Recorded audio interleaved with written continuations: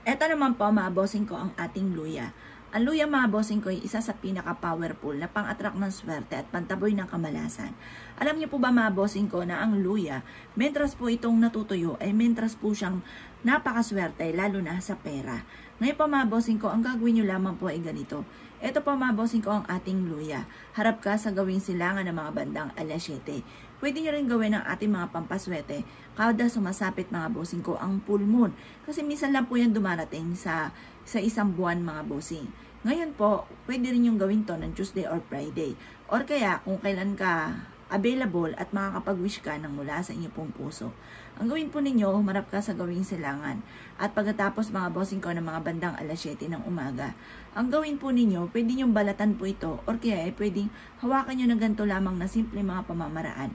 Upang sa ganon kayo po mga bossing ko ay kapag kasi mga simple at hindi masyado komplikado yung mga ginagawa ninyong pampaswerte at nakakapag-focus ka, mas mabilis po ang talab. Ngayon pa mga bossing, mag-wish ka po dito kung ano man yung hinanain nyo sa buhay. Halimbawa, ilubog ka sa pagkakautang, sa pamamagitan ng aking sipag at tiyaga at pananalig sa itaas, at sa ganitong mga pamamaraan ng pampaswerte, ay makakamit ko lahat ng aking mga pinapangarap. Pwede rin naman na isulat nyo ang lahat ng gusto ninyo, kahit siyampo, punuin nyo po at kahit patong-patong, pwede rin naman po. Pwede rin naman na mag-wish ka lang mula sa inyong pong puso.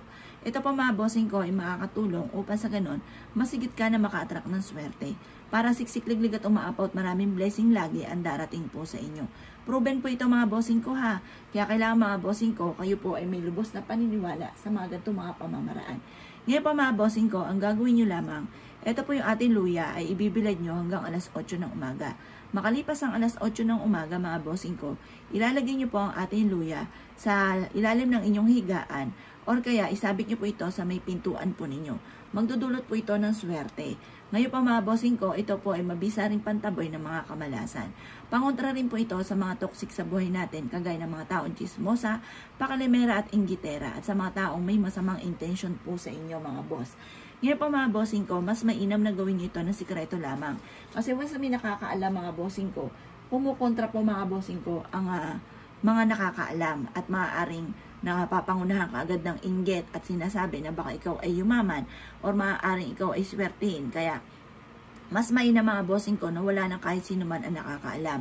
Kung ikaw'y naniniwala sa mga ganitong mga pamamaraan, ay mainam na subukan nyo po ito. Magmumula sa puso ang inyo pong mga kahilingan.